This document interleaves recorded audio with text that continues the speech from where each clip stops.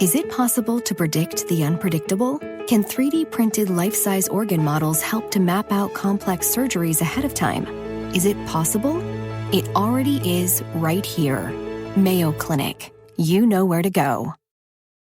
When it comes to quality sleep, Ashley has you covered with top mattress brands at winning prices and with special financing options available.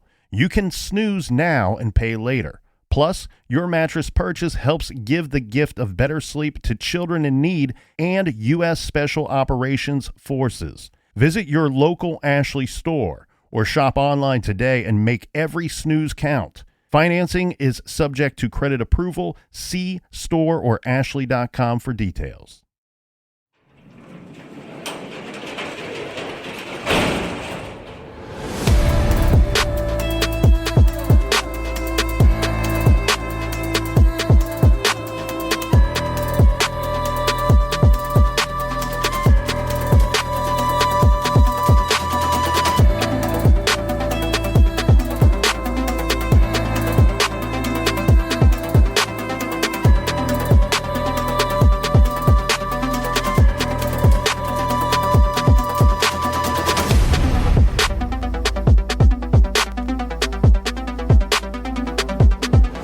Welcome to True Crime Garage. Wherever you are, whatever you are doing, thanks for listening. I'm your host, Nick, and with me, as always, is a man who has the scars from the dives that he's played in. Here is the captain. It's good to be seen and good to see you. Thanks for listening. Thanks for telling a friend.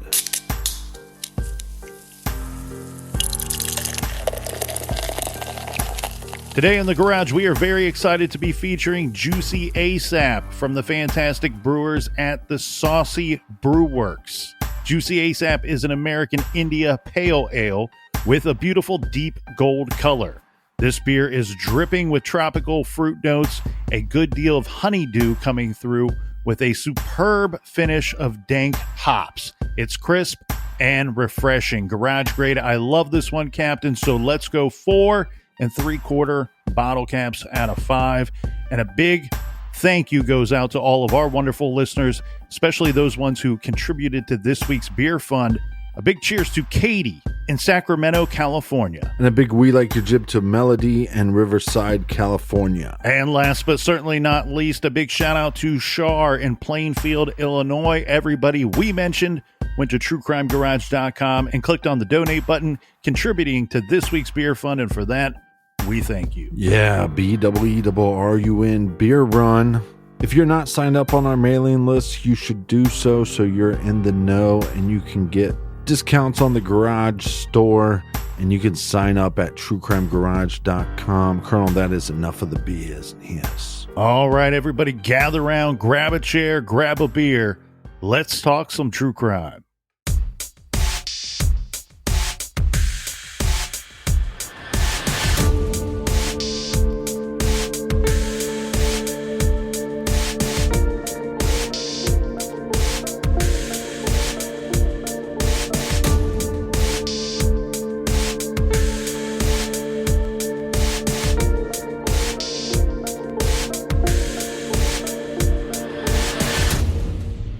Last year, True Crime Garage received a letter that read in part, I live in one of those small NYC suburbs where crime is predominantly of the property variety and murder is extremely rare. But on a Monday morning in September of 2007, a beloved postman in our community was killed in his third-floor walk-up apartment. The victim, Stephen Spina, was a young and friendly single dad. The facts are somewhat cut and dry. His on-again, off-again girlfriend left him alone in his apartment when she headed to work. It was Stephen's day off, and when he didn't respond to his girlfriend's text about a lunch date, she returned to his apartment midday and found Stephen stabbed to death. No arrests have ever been made in this case. Where Stephen lived is a small town, the kind of town where most people know each other. Stephen grew up here and was friends with most of the people in town and knew or was friends with most of the people on his mail route. In fact, Stephen was good friends with one of the detectives originally assigned to his case. And now, a new cold case detective has been assigned to Stephen's case. Thank you again for taking a look at this. True Crime Garage has such a large following, I really believe it might help advance Stephen's case if you guys would cover it. Thanks again, Suzanne. After reading Suzanne's letter, we of course got on the internet to see what, if anything, could be found about Stephen Spina. There were a few internet stories covering the case. Then, we found an interview with his daughter Skylar.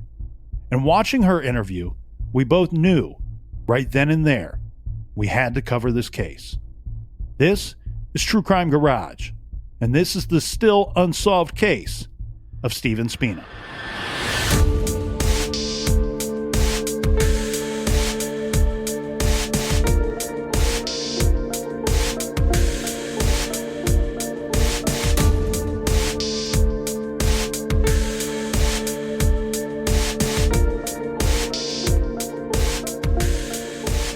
Sunday, September 16th, 2007, I would be willing to make a handsome wager that on that Sunday night, 36-year-old Stephen Patrick Spina, when he went to bed and the head went to pillow, he was probably smiling and looking forward to Monday morning.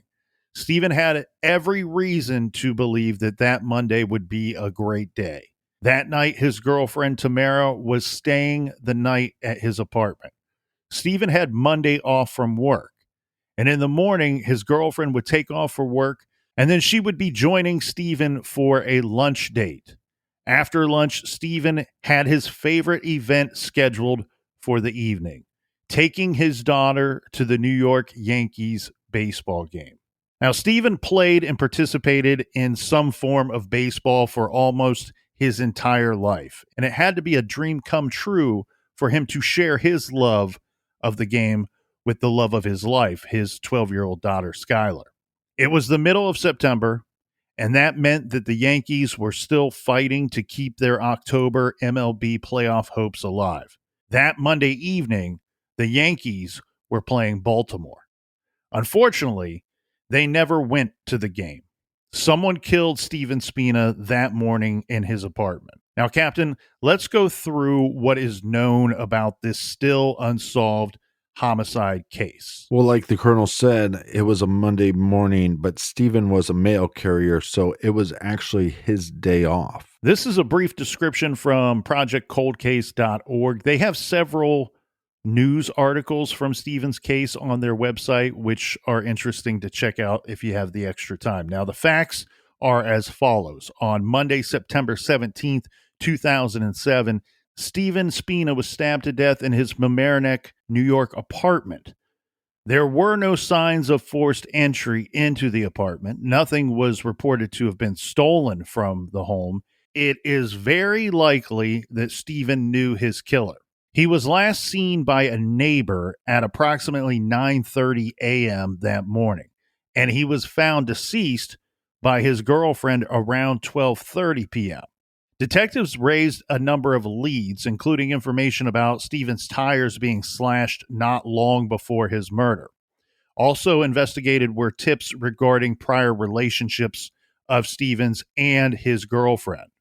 Now, let's fill in the blanks here if we can. As we know, Captain, the injuries that are reported is that, unfortunately, our victim was stabbed multiple times here. There is evidence that this crime is personal.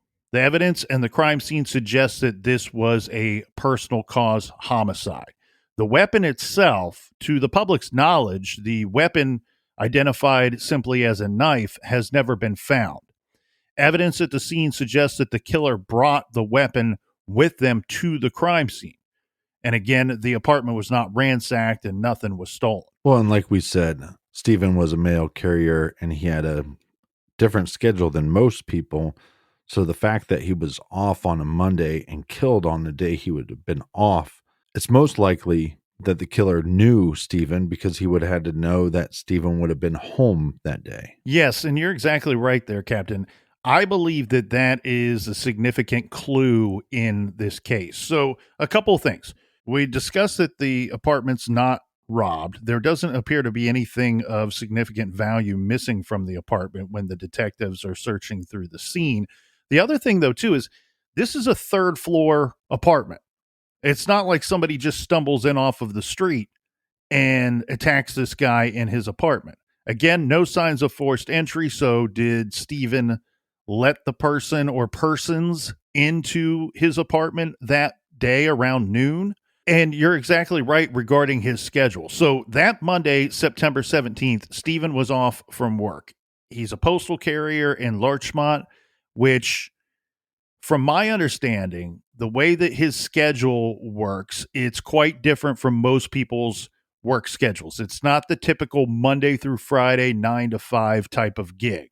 Stephen was off on Sundays. Every Sunday he had off. Now, his other day off each week would be a rotating day. For example, on this week, he is off on Monday. Well, the following week, he would be off on Tuesday, and then Wednesday, and then Thursday, and so on. And then this pattern repeats itself. So on this particular day, he's off from work. This has to be some kind of clue here, because not so many people would just know that he would be off on this particular day, that he would be home. If somebody had a beef with him, or somebody had a reason to go to his apartment and attack and kill him, well, then that person very likely knew and had prior knowledge that he was off that day. Definitely. The area itself, this Mamaroneck, is a small town. In fact, it's the village of Mamaroneck.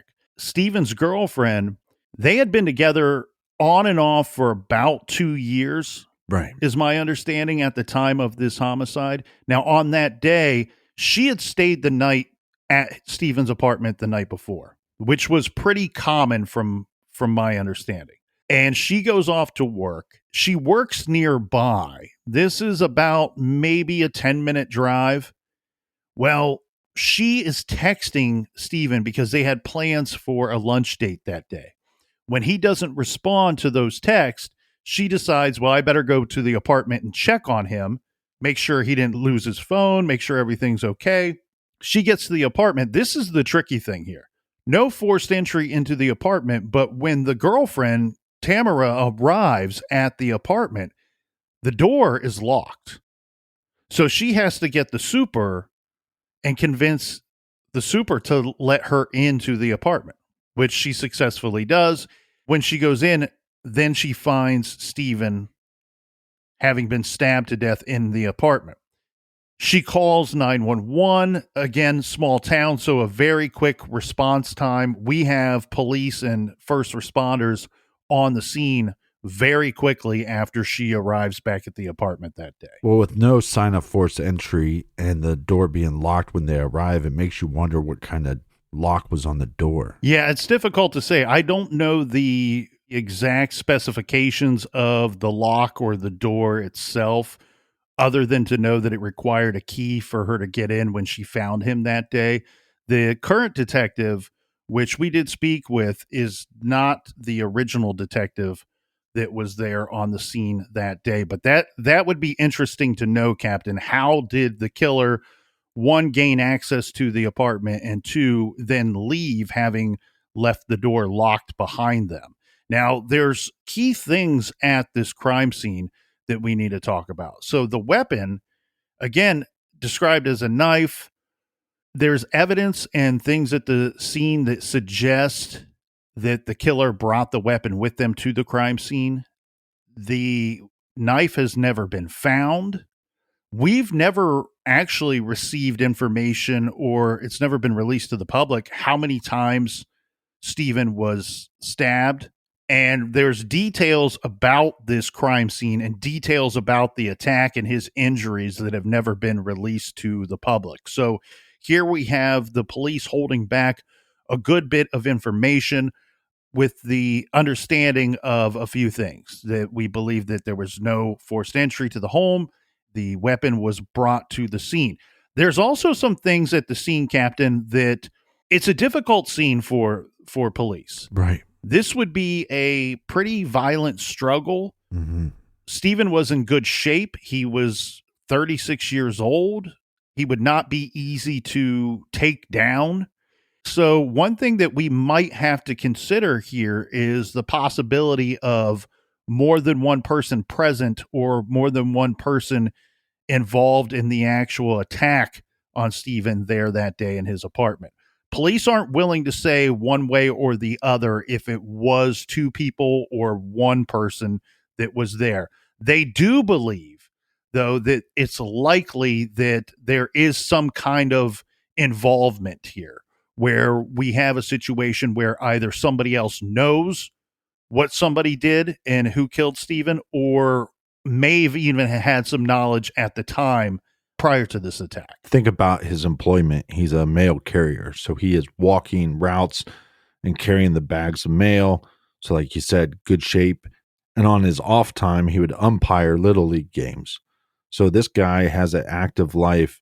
Like you said, there is a good possibility there was more than one attacker. Yes, police certainly not ruling out that possibility.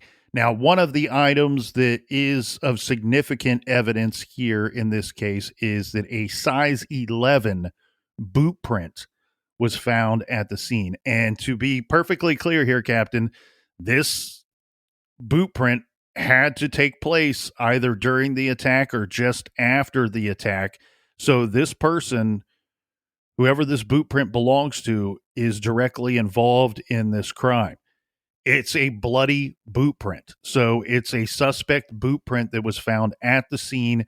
It has been reported that it's possibly a Timberland brand boot, but to be perfectly honest here, it's my understanding that the print itself, while comparing it to other boots, that the Timberland boot most fits or best fits this possible shoe pattern or the sole of the boot itself. Right. There are a couple of other brands that in similar styles that could not be 100% ruled out. So while police are leaning on the idea that this is a Timberland brand boot, it's certainly not 100% that it has to be a Timberland brand.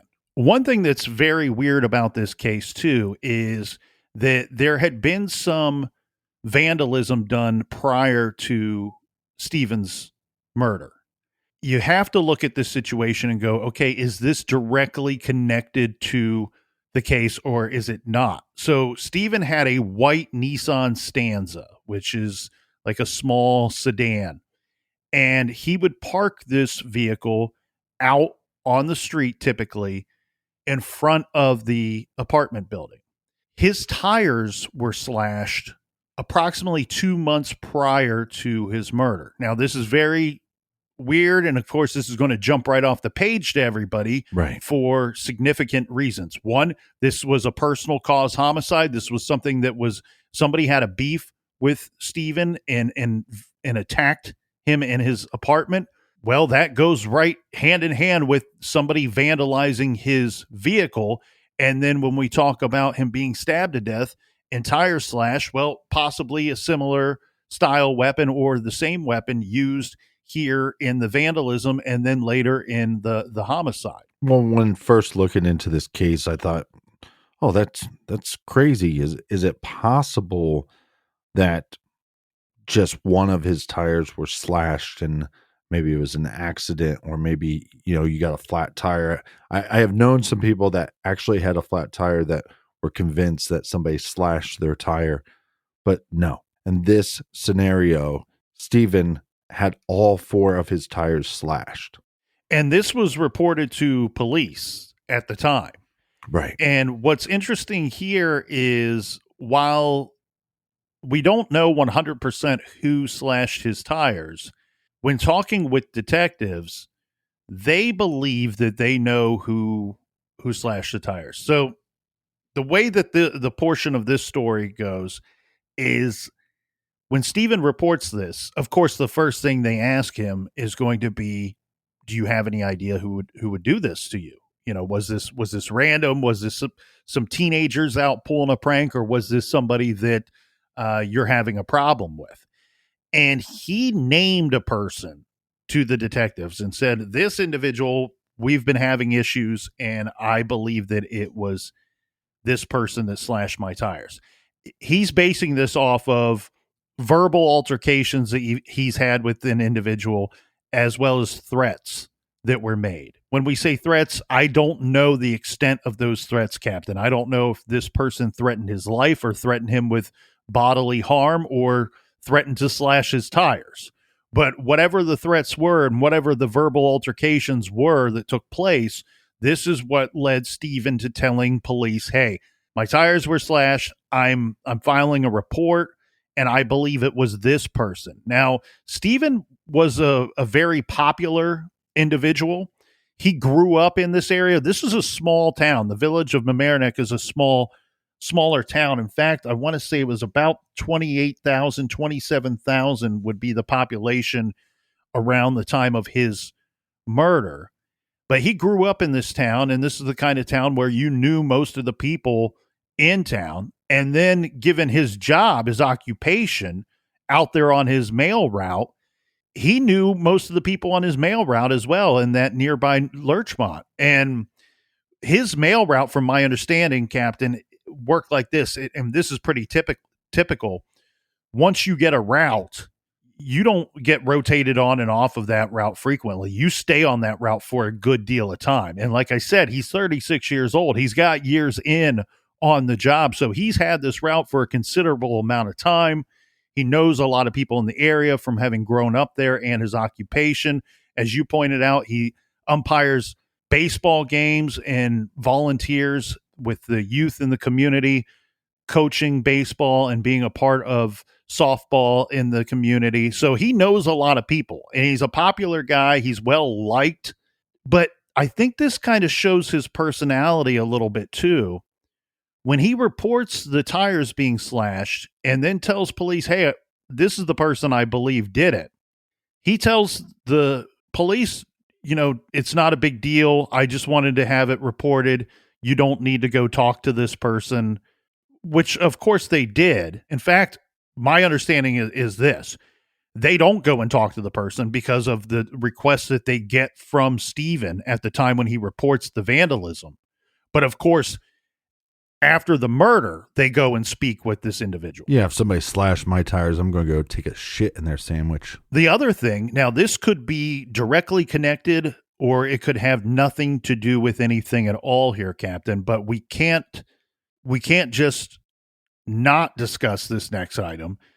His girlfriend's windshield was smashed, and I don't have an exact date for this, but it's my understanding that this vandalism took place before Stephen's tires were slashed. And Stephen's tires on his white Nissan Stanza were slashed approximately 2 months prior to the homicide. Yeah, another interesting point to this case. You have vandalism to Stephen's car, and then you have vandalism that happened before that to his girlfriend's car, and you wonder if those are connected, and if those are connected, then maybe they're connected to his murder. I don't know if the windshield being smashed was reported to police. I don't know if it was the same scenario where it was believed to be a person that they knew, that they could say, hey, and suggest, we think it was this person who did this. Mm-hmm. But in a strange twist in this case, police tell the captain and the colonel that we have 3 to 5 individuals. While we're not really ruling anybody out, we've not officially cleared anybody publicly in the case. We have 3 to 5 individuals that have separated themselves from everybody else. And when we say separated themselves, we mean they've put themselves on a short list of suspects here in this case. 3 to 5 individuals.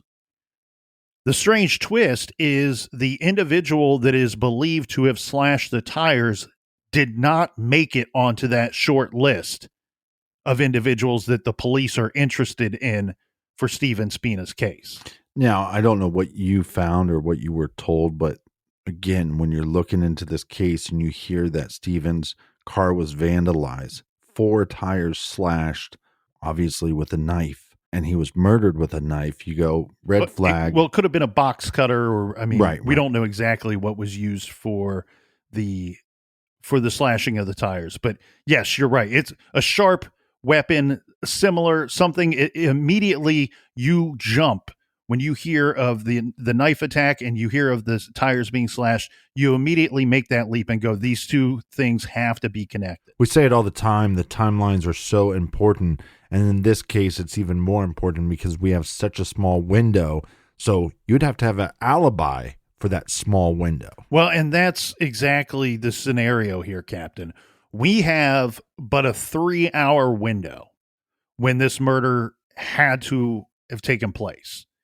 And therefore, if you go and you speak to suspect number 1 in the tire slashing incident, and you can confirm that this individual was at work or was in another town or was somewhere where you have a lock down solid alibi for this person, then this person doesn't make it onto that short list of suspects. And I'm guessing, knowing the amount of people that police spoke to and the amount of people that were investigated in this case, that is what separated this individual and did not put them on that short list of suspects. Which would be frustrating if you're law enforcement. You would think you have a really good lead, and then you realize if the glove don't fit, you must acquit.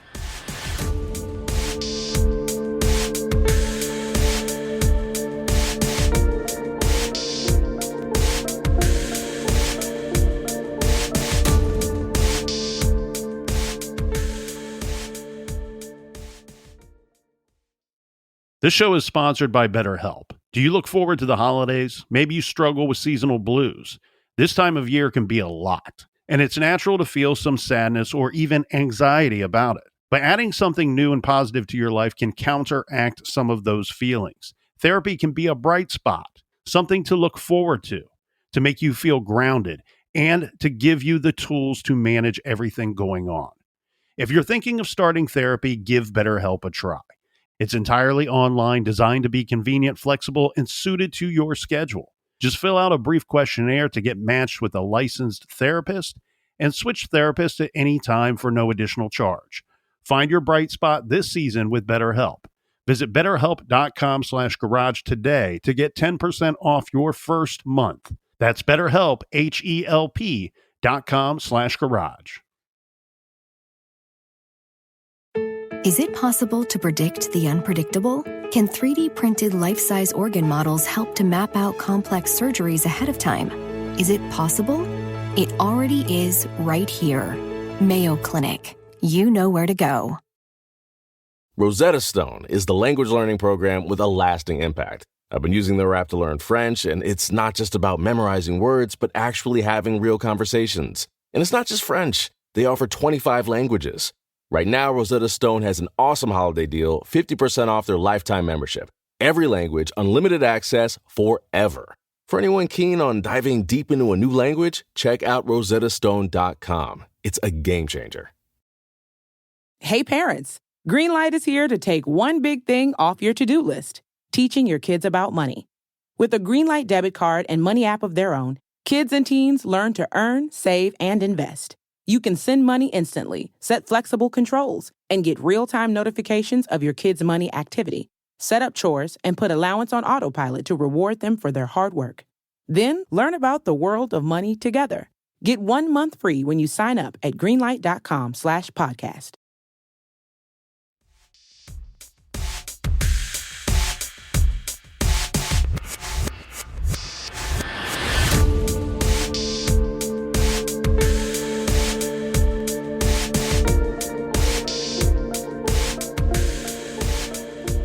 All right, you filthy animals, we are back.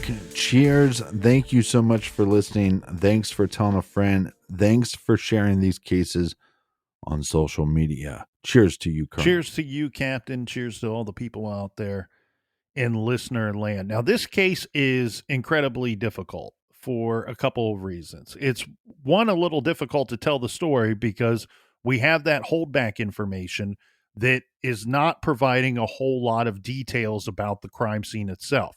We have been told by law enforcement that this was a complicated crime scene and that they've had some setbacks with it.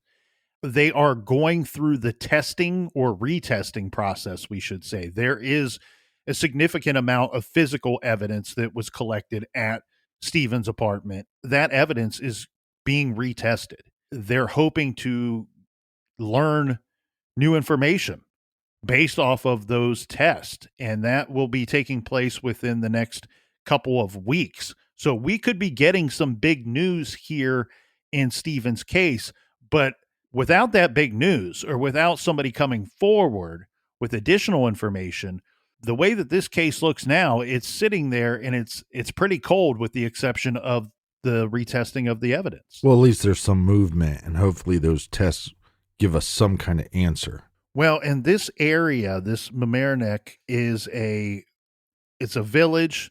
It's a small town. As I said earlier, we're looking at about 29,000 people in 2007. The state of New York's homicide rate is lower than the national average. The village of Mamaroneck's homicide rate is well below that of the state of New York. In fact, most years, the village of Mamaroneck experiences 0 homicides. And because of this, as you can imagine, Captain, there are very few unsolved homicides left on the books. Currently, they have 3. So this is personal. When you have this type of scenario, this is personal for the detectives and for the police department itself.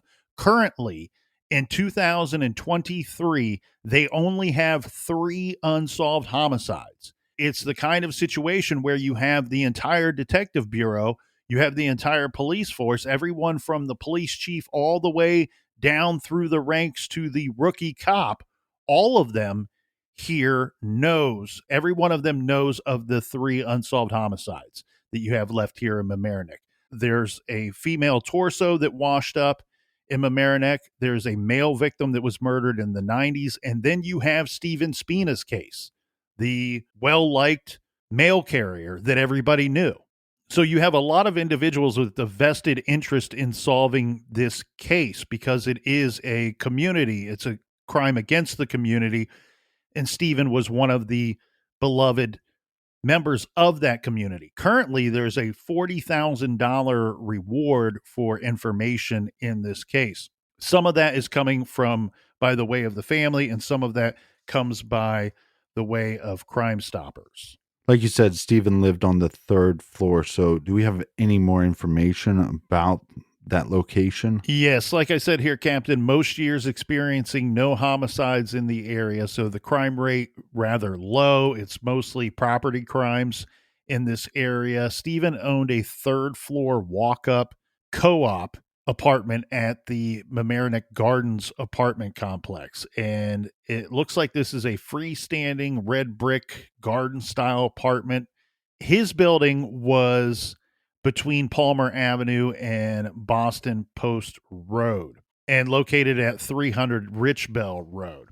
And as we said, Stephen lived there. Technically, he lived there alone. To complicate things a little bit, we have his girlfriend, Tamara, who, from my understanding, they've been on again, off again for about 2 years.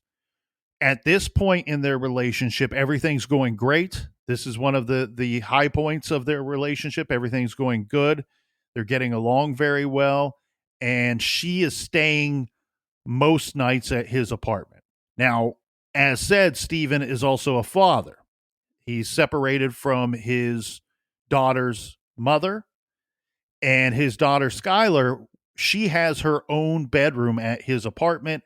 And Stephen had a rule that he was pretty strict about. He did not have his girlfriend stay the night on the same nights that his daughter stayed the night.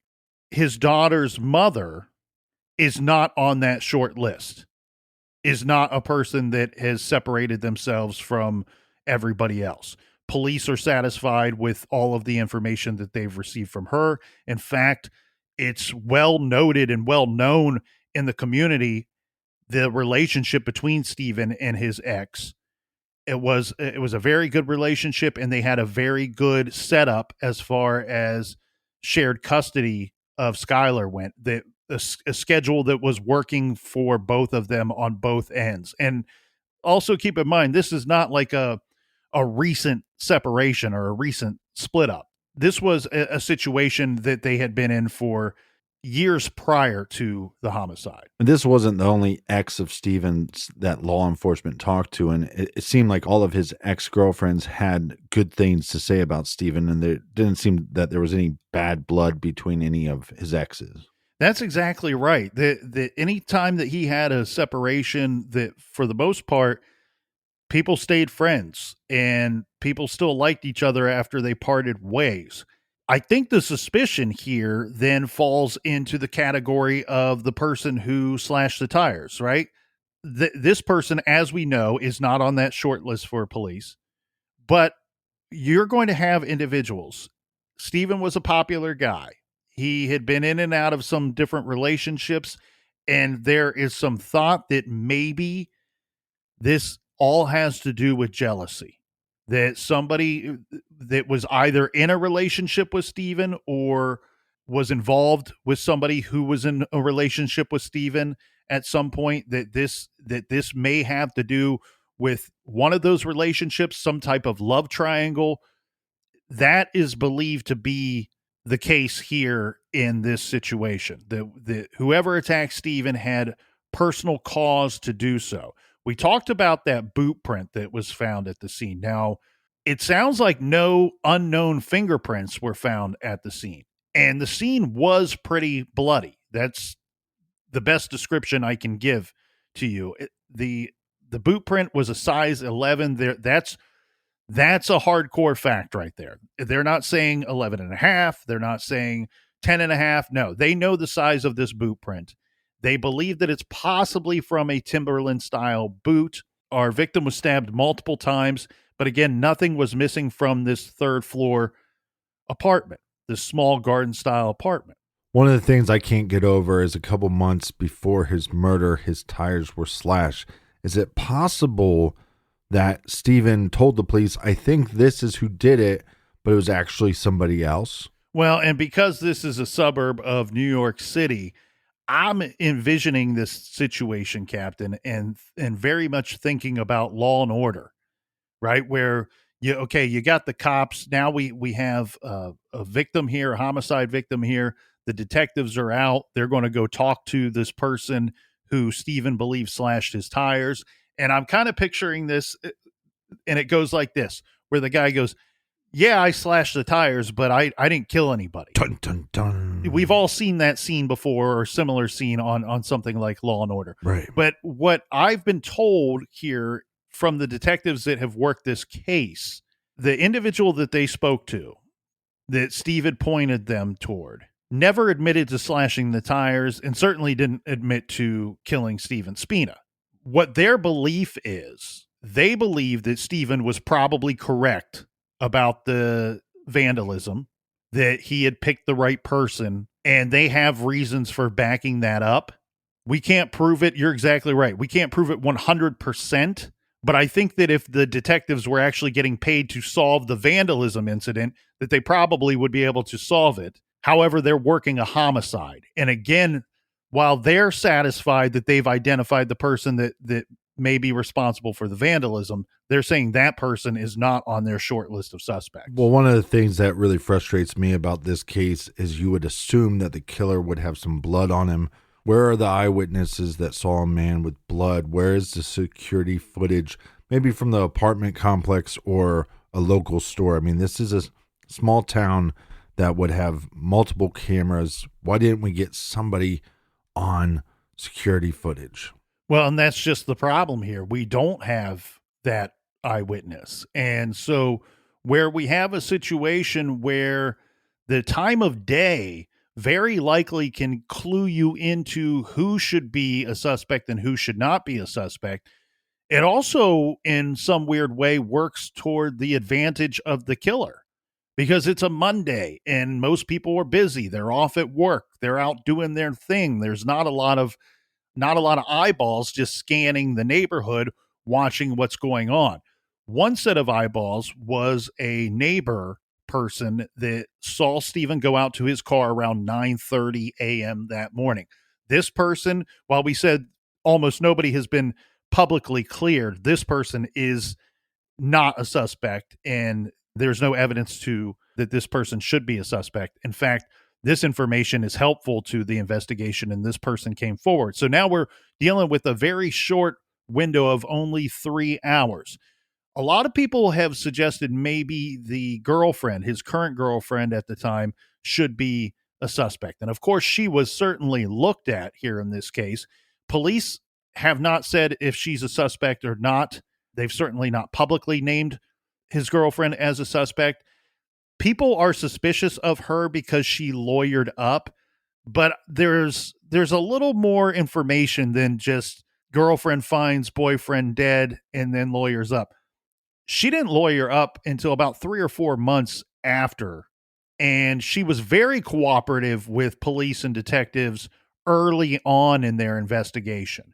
And when I asked the detective, I said, some people think that it's suspicious that this girlfriend switched from being cooperative to not cooperative and then lawyers up. The detective wasn't going to offer up personal feelings or opinions about that, but was very open and honest when saying, look, it's not uncommon in our investigations for somebody to cooperate for a period of time and then get a lawyer and be less cooperative or not cooperate at all. So while this may look suspicious to Joe Public out there, this doesn't look so suspicious to the detectives that are actively investigating this homicide. Well, you can also get a lawyer from the beginning and also be cooperative with police.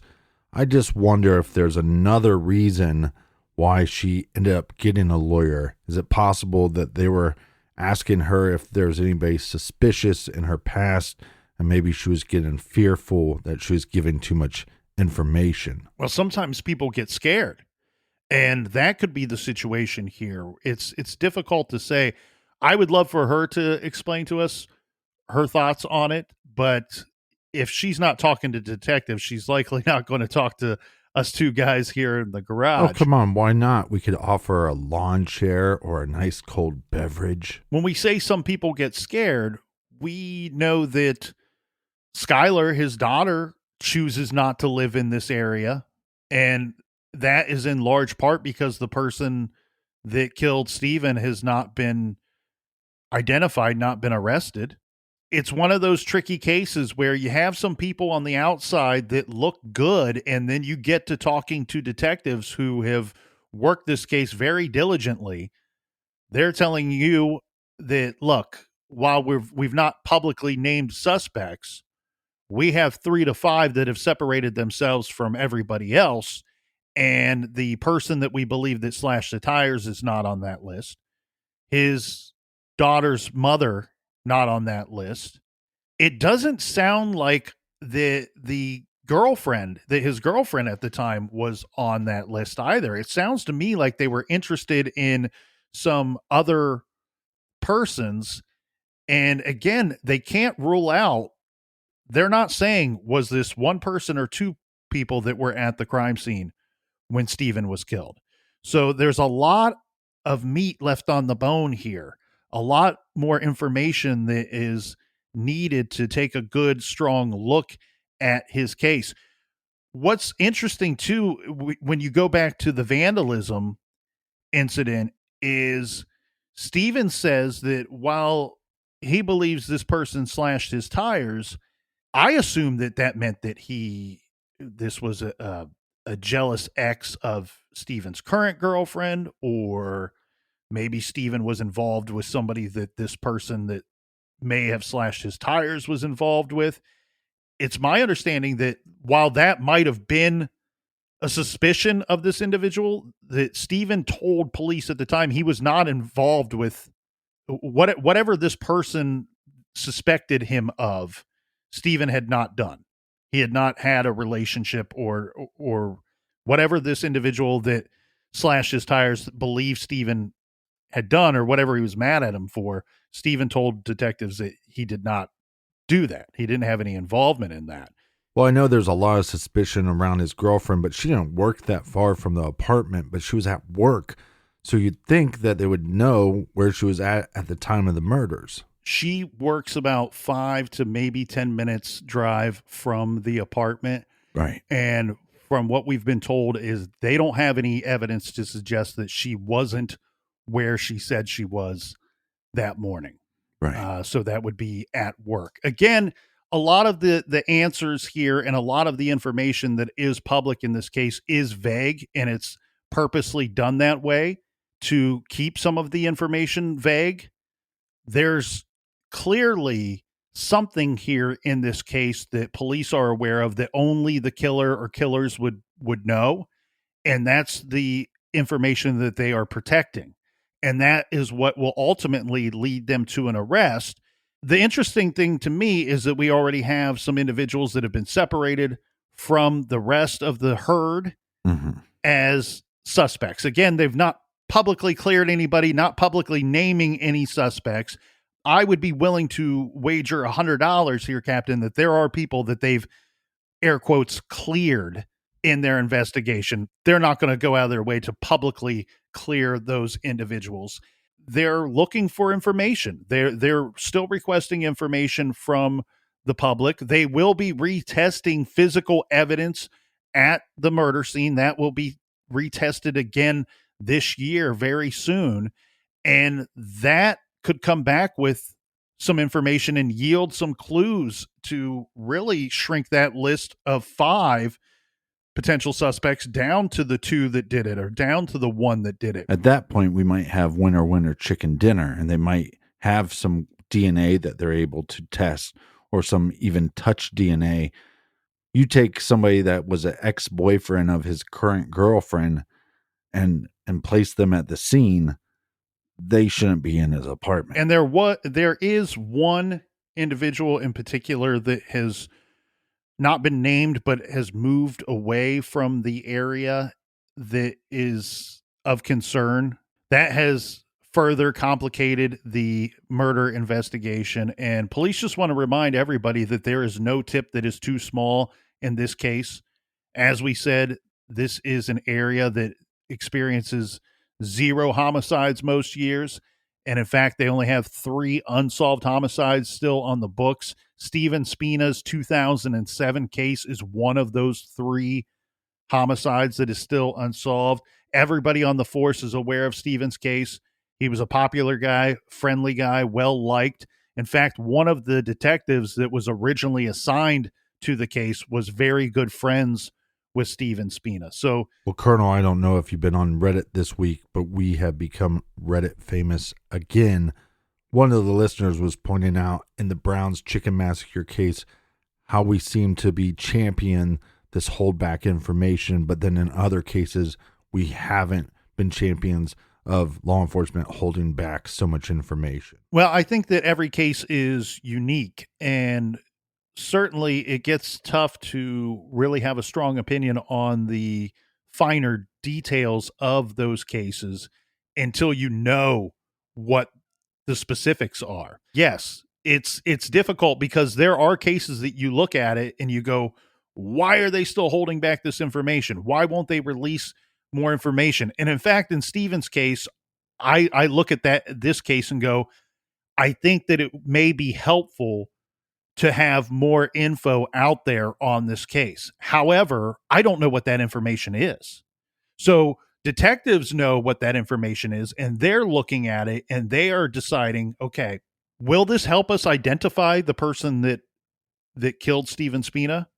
If the answer is no, then there's no reason to release that information. So just like in the Delphi case, one thing that the police were clear on here was they were saying the way that the girls were killed is not going to help us identify the man that was seen on the bridge that day. That it's not helpful to the investigation. Things here in this case that are helpful are things like the murder weapon. Was it brought to the scene? Did you find the murder weapon? The answers to those questions, yes, we believe it was brought to the scene by the killer, and no, we've not recovered the murder weapon. That is helpful information. The number of times that Stephen was actually stabbed doesn't help us identify the killer at all. So it goes back to the idea of what is that information? Every case is unique. All evidence is unique to their cases. and you have to review them one at a time. When you review something at like the Amy Mamaroneck case, and they come out with information and they telling you something 27 years after the fact on something that's very almost a one of a kind item, they're asking for the potential owner of a particular item. Well, that, yes, it's helpful to identifying the potential killer or the suspect in the Amy Mamaroneck case. However, you're asking the public for their help on something that is 27 years old. Right. And so I think you can look at each situation and you can have a difference of opinion on should they be releasing more, or are we fans of holding back the information? In the Browns case, it appeared very necessary. There were a couple of items that they were convinced that only the killers were going to know. That case, we saw how it panned out. They ended up getting more than one confession from persons that they did not try, that they did not arrest, they did not charge with the murders. That holdback information separated the confessions of the killers from the confessions of people that they just really look, they got aggressive with them, and they got confessions from people that they were interviewing. Those confessions weren't correct, and they knew that based off of that holdback information. Well, and I didn't see the question on Reddit, but somebody emailed it to me, but it is a good question. No, that's a very good question. That's a very good question. Well, very good question, but I think a very good answer. All these cases are so unique. They're almost like individuals' fingerprints. Well, and to segue this back into Stephen's case, look at the boot print. That's something that's very specific. That's something that it's a size 11. Someone at the crime scene, someone that was present during the attack and during the murder, could be the murderer themselves, has a size 11 shoe, a size 11 boot print. That information was released to the public. That is something that can help identify the killer. One thing that would be great, and I really wish that they would be able to sort this out, is if they could come out and definitively say, I think it's very responsible of them to be saying it the way that they are, but it would be great if they would be able to sort this out and definitively say, yes, that came from a Timberland brand boot. They can't do that because there's a couple of other boot prints that are so similar that they're saying, we believe it's a Timberland, but we can't rule out one or two other possibilities here. So that is an identifier. And so when we talk about holdback information, here we have a good piece of information that could identify the killer, and that being the size of their shoe. Right. Again, there's no tip that's too small. Detectives are welcoming any and all tips and information. If you have any information regarding the murder of Stephen Spina in Mamaroneck, New York, please contact the Village of Mamaroneck Detective Bureau at 914-825-8541, or you can call the New York State Crime Stoppers tip line at 866-313-TIPS. There is a reward totaling $40,000 for information that directly leads to the arrest and conviction of the person or persons responsible for Stephen's murder.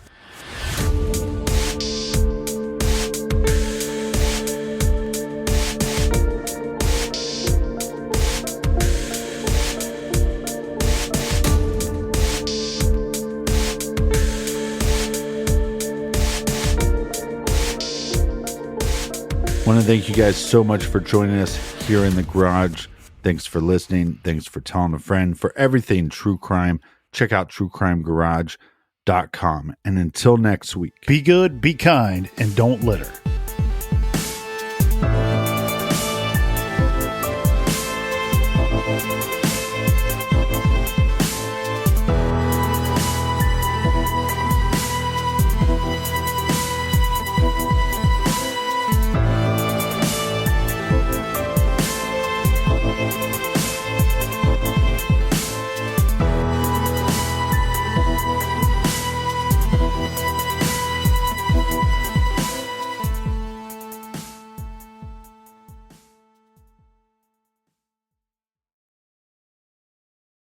Is it possible to predict the unpredictable?